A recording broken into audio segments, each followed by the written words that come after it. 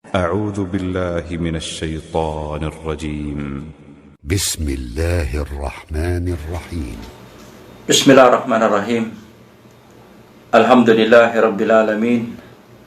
وصلى الله وسلم على نبينا محمد وعلى آله وأصحابه أجمعين. So alhamdulillah, ang paksa natin ngayon ay ang pagpapaliwanag ng Surah Al-Kahf. Ito ay surah number 18 sa Quran, na ang surah na ito ay kalimitan na ito ay merong hadith na mauquf kay Abi Sa'id Al-Khudri, na ito ay nabanggit ng Rasul sallallahu alaihi wasallam na dapat ito ay basahin natin ng Yawm al-Jum'ah o ng Friday.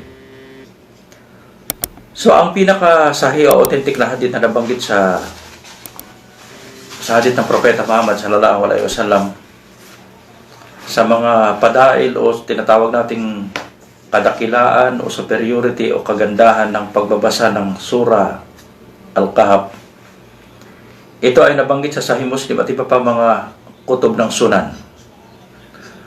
So sinabi rito ng Rasul sallallahu alaihi wasallam, man hafada asyara ayat min awal Surah Al-Kahf usima minal dajjal. Sa ibang riwaya, man qara'a. So sa ibang riwaya, man hafada. Sabi rito ng Rasul sallallahu alaihi wasallam, kung sino man ang i-memorize niya o basahin niya ang unang 10 aya ng Surah Al-Kahf, usima minad dajjal, na siya ay bibigyan ng Allah Tabaraka wa Ta'ala ng proteksyon o ng pangangalaga magmula sa Dajjal. So kaya mapansin natin na ang pinakabuod ng pagbabasa ng Surah Al-Kahf, ito ay proteksyon sa anumang uri ng fitna. Lalo-lalo ang pinaka-Adam na fitna o pinaka-greatest na fitna, ang fitna ng Dajjal.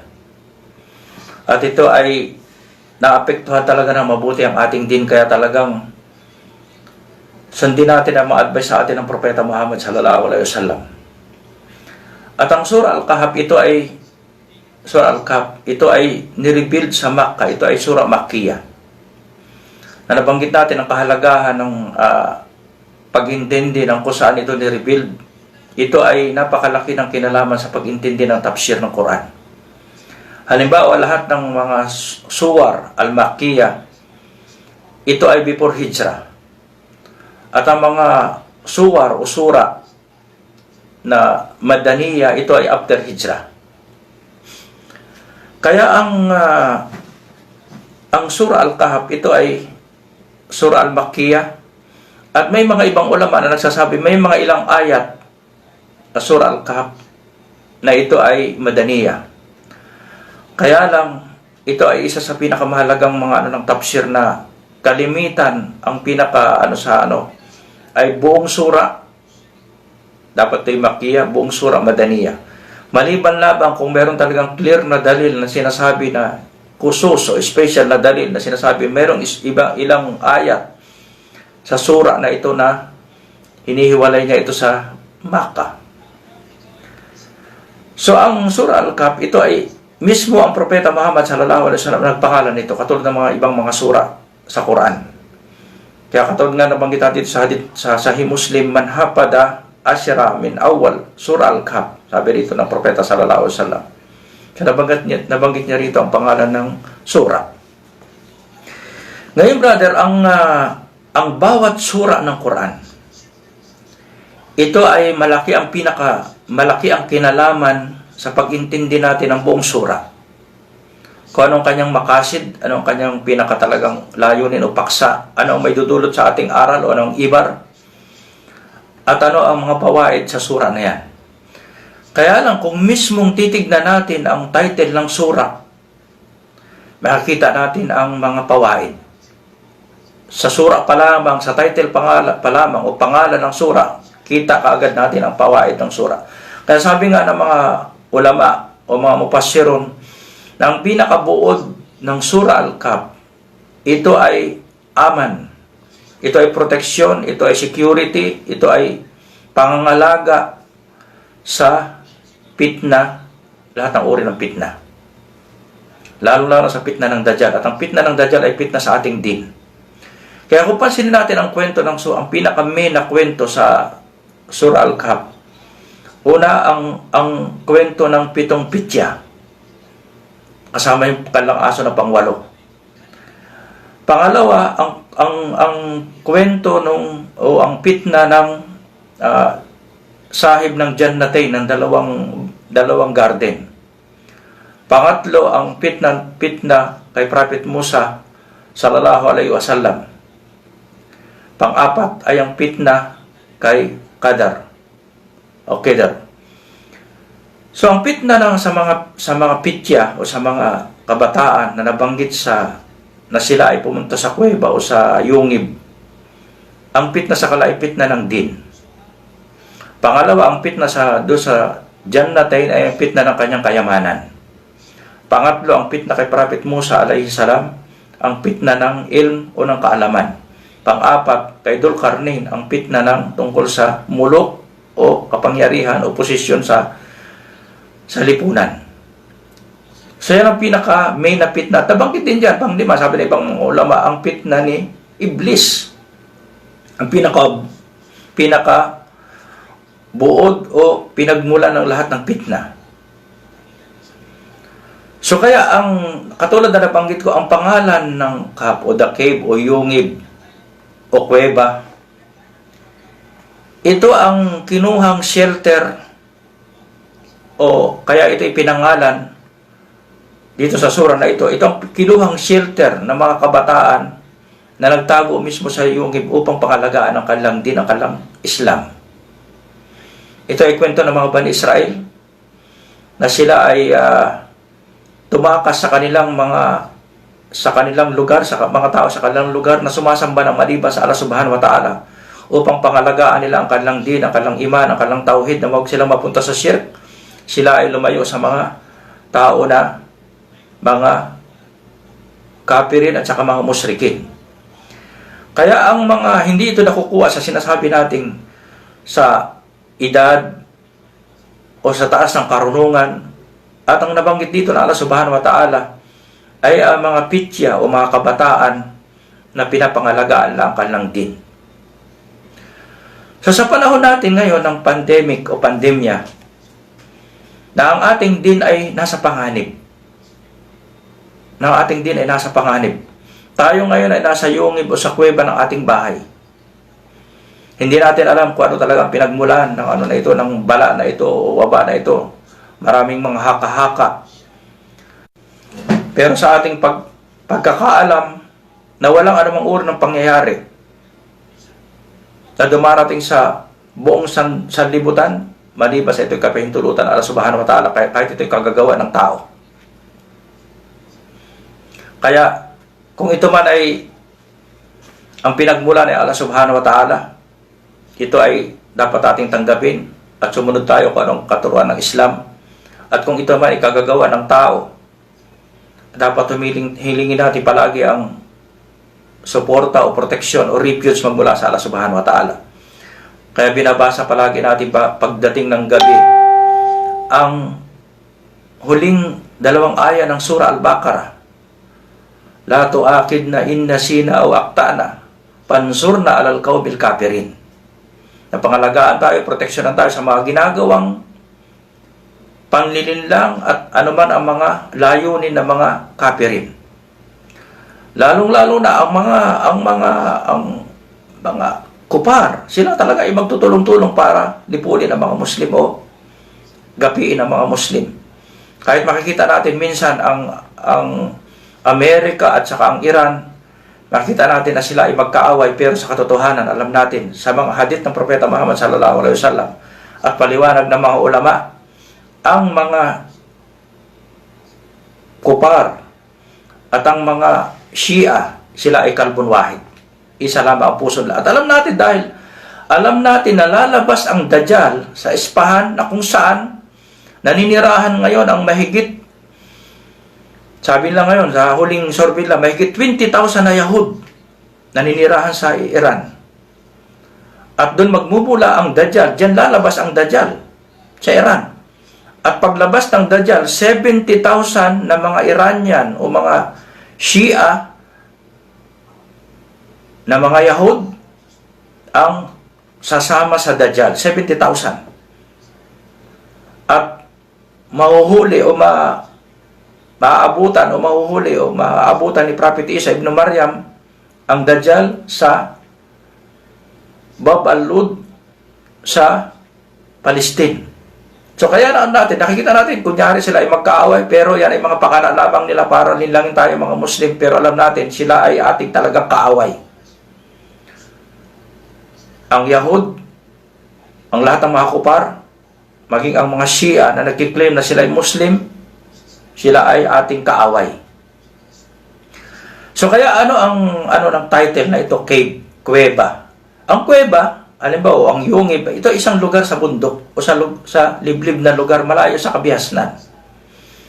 Maaring ito ay kinukuhang sabi nating refuge o proteksyon o silungan o taguan ng mga dalawang uri ng tao. Maaring mabuting tao na lumalayo sa mga kapahamakan, o maaari namang ito ay ginagawang silungan o taguan ng mga taong gumagawa ng kasalanan. Pero dito sa Surah Al-Kahf, nabanggit na Allah Tabarak wa Ta'ala na ang kumuha ng shelter o kumuha ng proteksyon sa yungib na yan ay ang mga pitya o ang mga syabab o kabataan ng mga believer upang ilayo ang kanilang din sa anumang uri ng pitna ng sirk at saka kupor o syubuhat upang mapangalagaan nila ang pananampalataya, ang tamang pagsamba sa Allah Tabarak wa Ta'ala. At inshallah, isa-isahin natin ang ayat. Inshallah, ito ay pagpapatuloy natin hanggang matapos dahil ito ay napakagandang sura. At napakalaga tuwing, bakit ito pinapabasa sa atin tuwing Juma'a.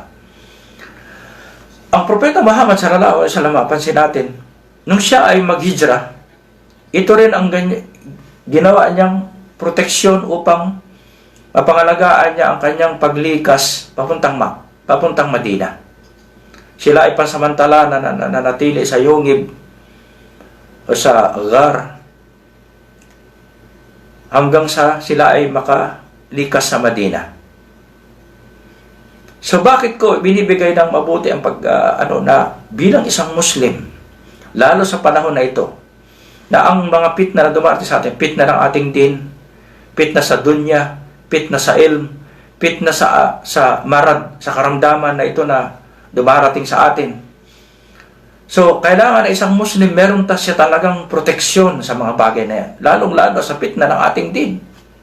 Lalong-lalo sa fitna ng ating akida. Talagang patatagin natin mabuti ang ating tauhid, ang ating iman, ang ating Islam. Kaya ang title na ito na binigay sa atin ng mga ulama, na kung intindahan natin ang kuweba na nabanggit sa Surah Al-Kahf na pinuntahan, na ginawang shelter o proteksyon o taguan ng mga believer na kabataan, ito ay tinatawag nating cave al-hissi. Ibig sabihin, kuweba na physical. At ang physical na kuweba na yan, nang sila ay pumasok dyan, ang 7 kabataan, nakasama ang pang-8 kalang aso, na maaring ang isang lugar o kuweba o taguan, maaring maglaman ng 10 hanggang 100 kung gaano ito kalaki na lugar. So kaya yan ay isang uri ng kuweba na taguan o gagawin nating proteksyon upang mapangalagaan natin kung ano man ang ating layunin. Ngayon, sa buhay ng mga Muslim sa panahon na ito, bakit ito ay palaging pinababasa sa atin ng Propeta Muhammad sallallahu alaihi wasallam? Linggo-linggo, at least isang beses sa loob na isang linggo, upang pangalagaan tayo sa fitna. Sa lahat ng uri ng fitna. Hindi lamang dito at tinutukoy natin ay fitna ng Dajjal.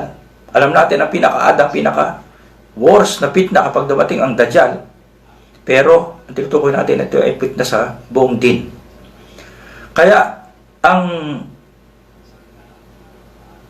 ibig sabihin dito ng mga ulama na ang cave ay binigay sa Propeta Muhammad sallallahu alaihi wasallam, ang sura na ito ay isang uri ng yungib o kuweba o cave ng mga Muslim sa panahon ng fitna. At ang cave na ito, ang kuweba, na ibinigay ng Allah Tabarak wa Ta'ala sa Propeta Muhammad sallallahu alaihi wasallam at saka sa kanyang umma, ito ay isang uri ng kuweba o yungib na hisiya, manawiya. Ito ay spiritual na kuweba. Na kung ang isang Muslim ay pumasok sa kuweba na yan, ang tinutukoy dito, lalong-lalo ang Quran, na gawin niyang proteksyon ang kitab ng Allah Subhanahu wa Ta'ala upang mapangalagaan ang kanyang din at ang sunnah ng Propeta Muhammad sallallahu alaihi wasallam, maaring pumasok sa kuweba na yan, hindi lamang ang 100, 10, 100, 7, o 1,000, 100,000, milyon o bilyon na Muslim kung nanaisin talaga lang pangalagaan ang kanilang din. Kaya ang tinutukoy natin ditong yungib ay ang Quran. At ang tinutukoy natin ditong yungib na pinagkaloob sa Rasul sallallahu alaihi wasallam at saka sa umma ng Propeta Muhammad sallallahu alaihi wasallam ay ang kuweba o ang yungib na spiritual. Ang Quran Al-Karim. Kaya kung pansinin natin ang unang 10 aya at ang huling 10 aya, nabanggit sa ibang riwaya, kung sino man ang bumasa o mag-memorize ng huling 10 aya, siya ay papangalagaan ng Allah Subhanahu wa Ta'ala. Nabanggit sa mga hadith, unang 10 aya at huling 10 aya. At yung nabanggit natin na sa hadith ni Abu Sa'id Al-Khudri, yung magbibigay ng Allah Subhanahu wa Ta'ala ng nur.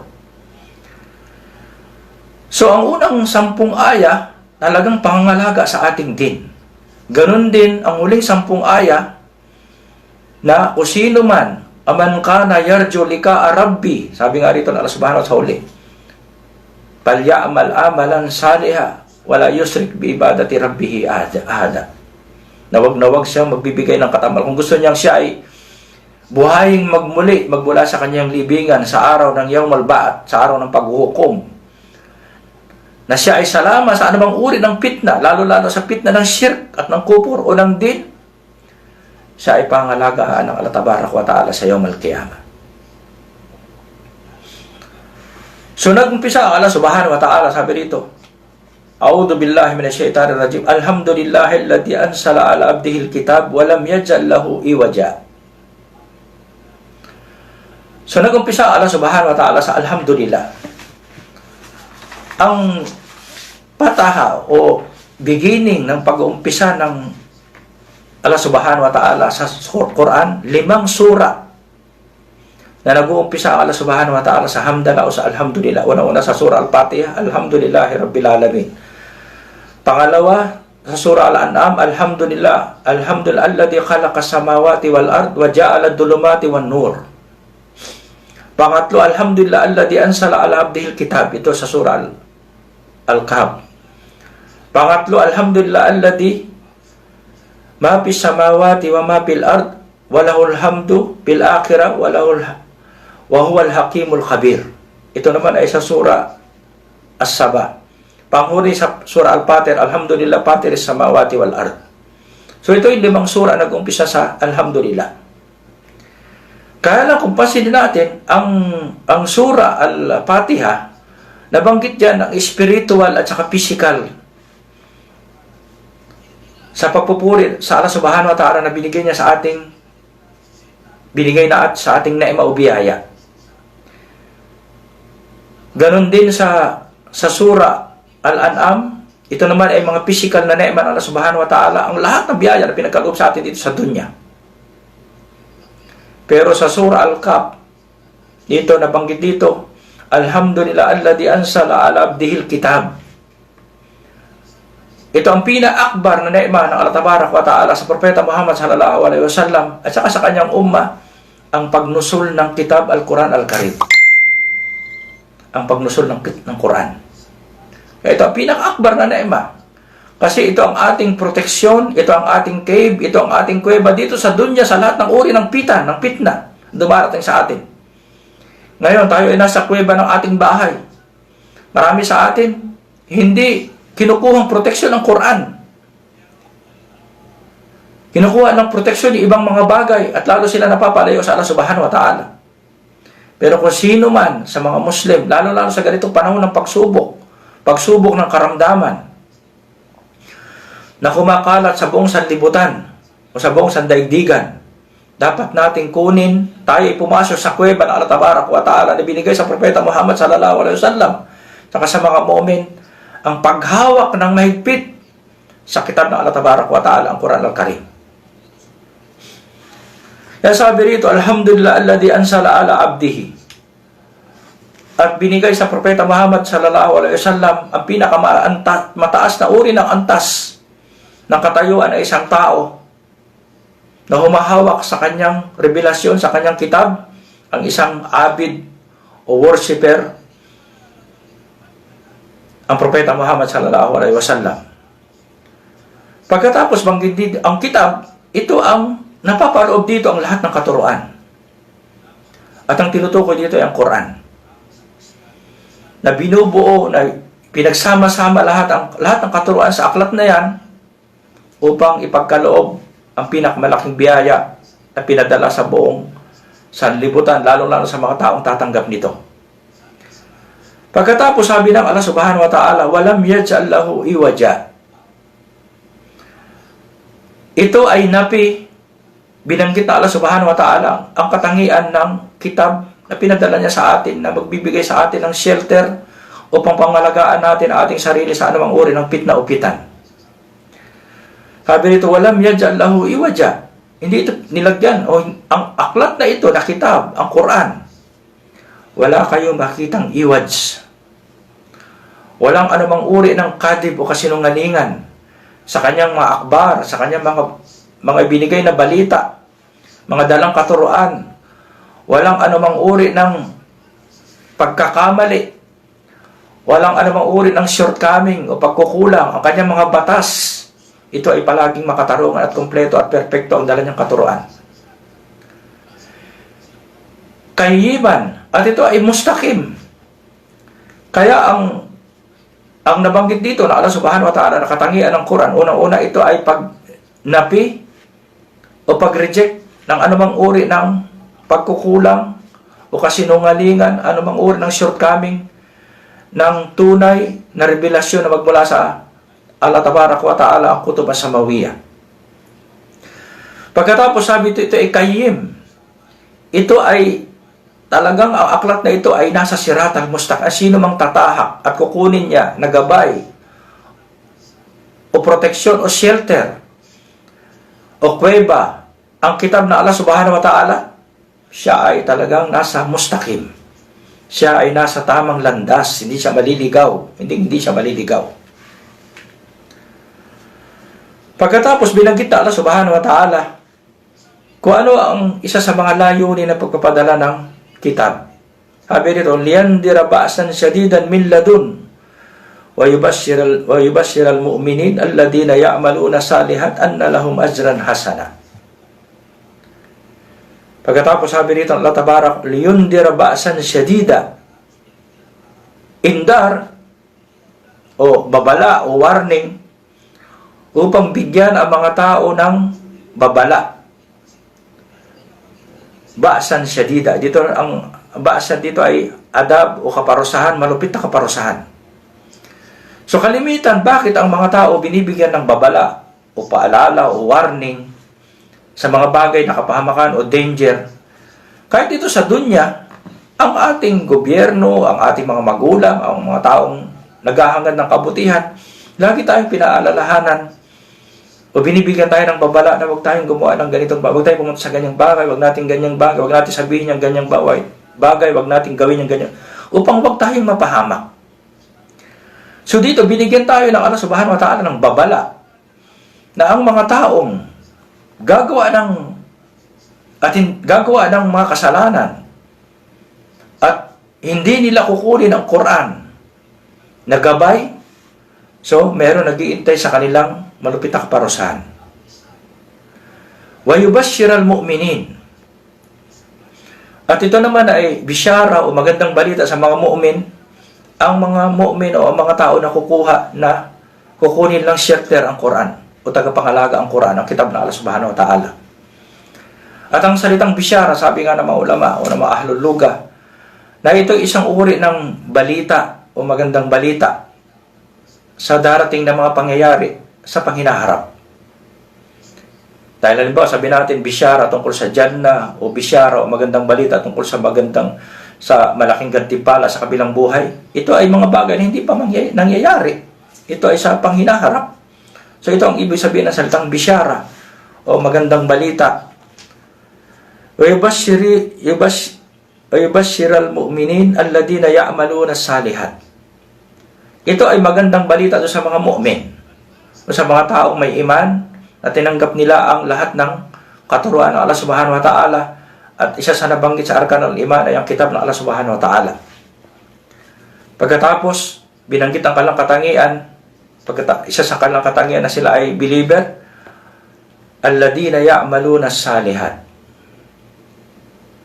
na yung mga tao na gumagawa ng kabutihan, anna lahum ajran hasana.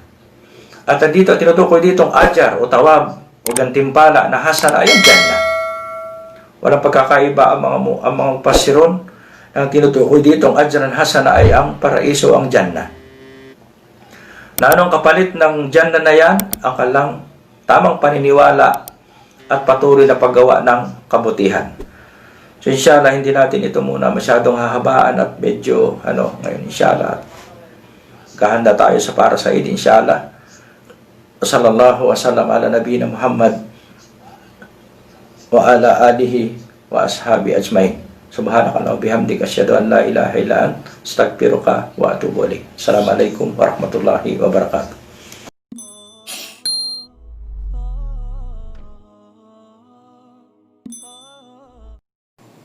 Thanks for watching.